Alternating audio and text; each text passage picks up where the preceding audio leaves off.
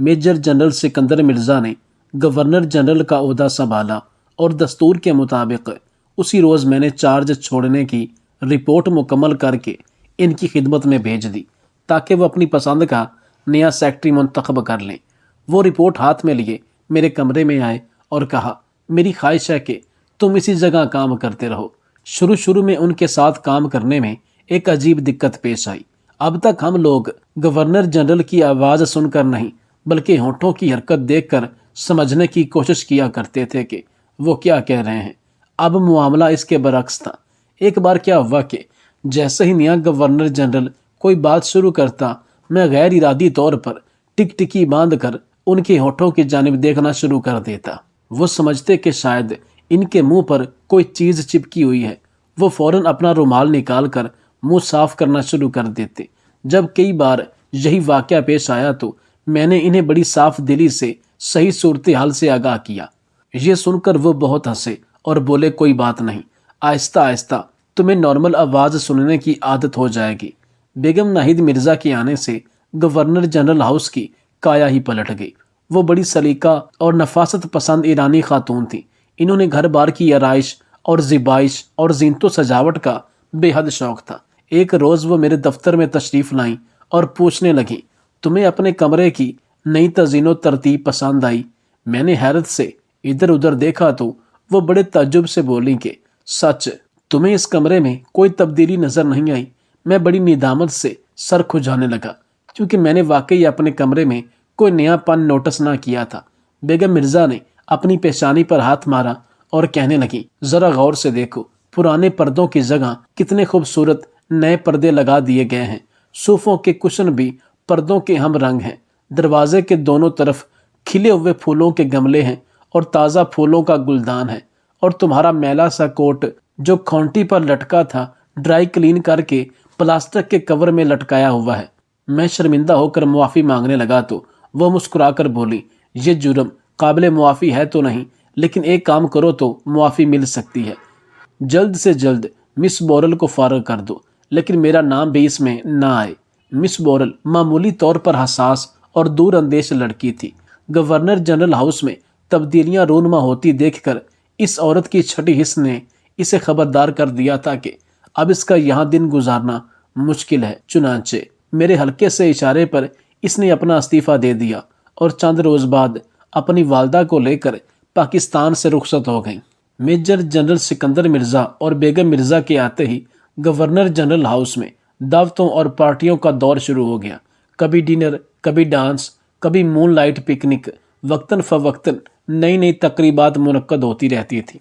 ये 8 साढ़े 8 बजे शुरू होकर रात के 1:30-2 बजे तक चलती थी। औरतों के लिए तो ये एक तरह की फैशन परेड होती थी जिसमें वो अपने हुस्न जमाल के अलावा किस्म किस्म के मलबूसात की नुमाइश किया करती थी। कुछ खवातीन ऐसा लिबास पहनने में महारत रखती थी जो जिस्म को छुपाने की बजाय इसे फनकारी से उर्जा करने में मदद देता था। इन पार्टियों में शामिल होने वाले कई जिंदा दिल लोग ऐसी खवातीन के कंधों और कोलों पर हाथ फेर फेर कर इनके लिबास के मटेरियल की देर देर तक तारीफ करते रहते थे। अगरचे इनके कंधों और कोलों पर दूर दूर तक लिबास का मटेरियल मौजूद ना होता था। साबरो मीना की करामात भी अपना रंग जमाती थी और बेगम मिर्ज़ा की निगरानी में तैयार किए हुए ईरानी पुलाव, कबाब और कोफ्ते बड़े लाजवाब होते थे। इन महफिलों में जो लोग साहिब इक्तदार होते थे वो ताजरों और सनतकारों की तरफ बसिद हसरत और यास देखते थे जिनके पास दौलत की फरावानी थी। इनको इक्तदार वालों पर रशक आता था जिनके पास दौलत और इक्तदार दोनों नेमतें थीं। इनकी दिलचस्पी का वाहिद मरकज़ औरत ज़ात थी। कसरते मैनोशी के बाद कुछ लोग खाने पर गिद्ध की तरह पड़ते थे और इस तरह बदहवास होकर खाते थे जैसे चुपाए खाते हैं। कुछ लोग खाने पीने से बेनियाज होकर सख्ते की आलम में आ जाते थे और गनूदगी की हालत में गुमसुम बैठ जाते थे। बाज लोग गुस्ल खानों में जाकर बार बार नहाया करते थे और ताज़ा दम होकर आज सरे नौ शराब का दौर शुरू कर देते। इन मशगलों में इंसानियत सिसक सिसक कर दम तोड़ देती थी और बेहमत नित नए रूप धारती रहती थी। अलबत्ता मेजर सिकंदर मिर्ज़ा शराब पीकर खुद कभी बदबस्त न होते थे।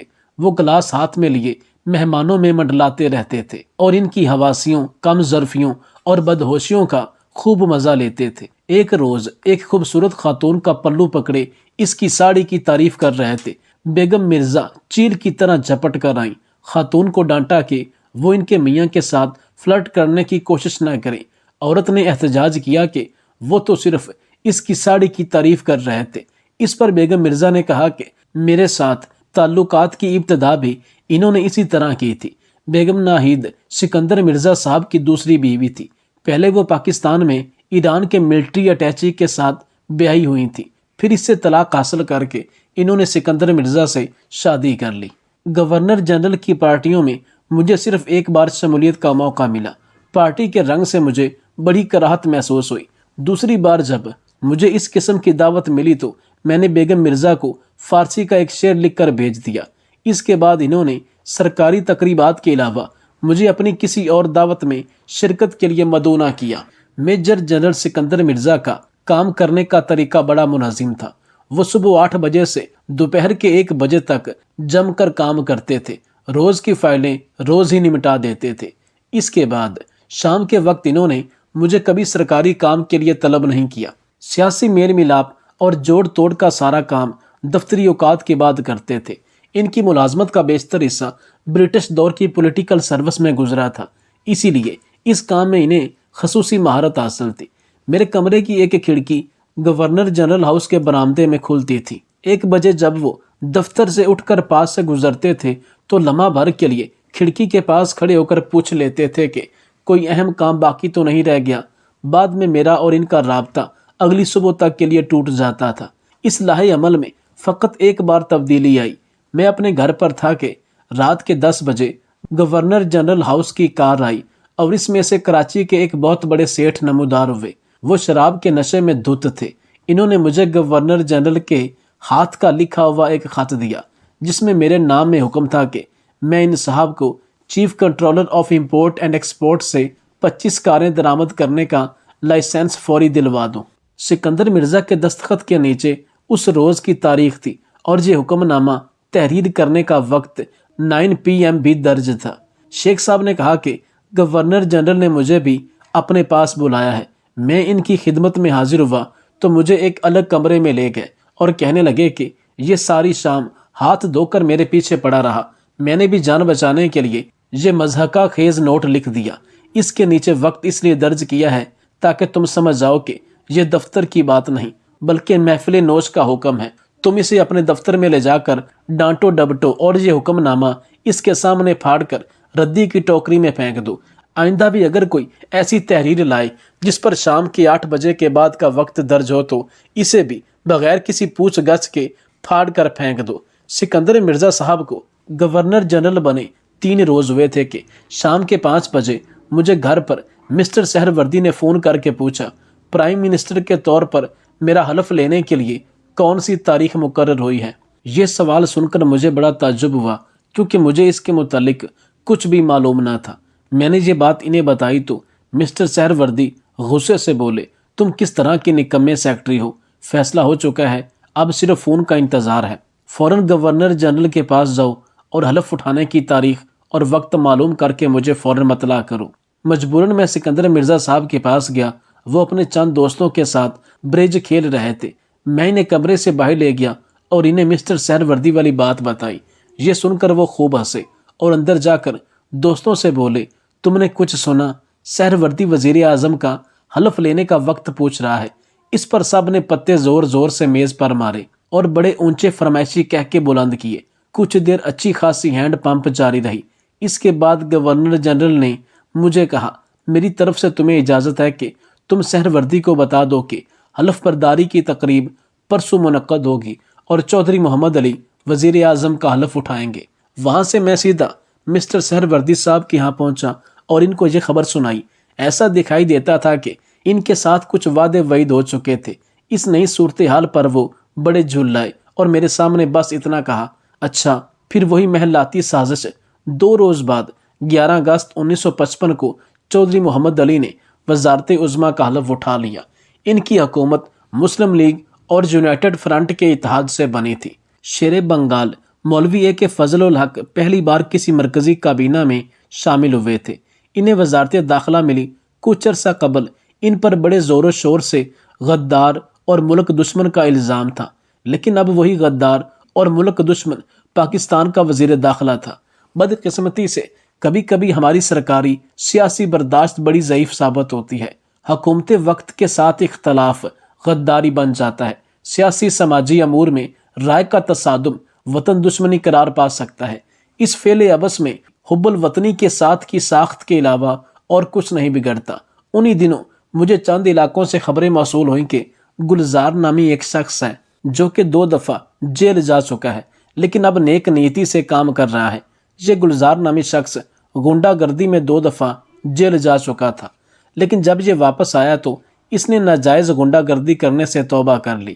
اب اس نے ایک دفتر بنایا جس میں لوگوں کے لین دین کے معاملات سلجھ جاتا تھا۔ ایک امیر نامی شخص کا 4 لاکھ روپیہ ایک ذمہ دار کی طرف پڑا ہوا تھا۔ یہ امیر نامی شخص کھاد اور سپرے وغیرہ بیچتا تھا۔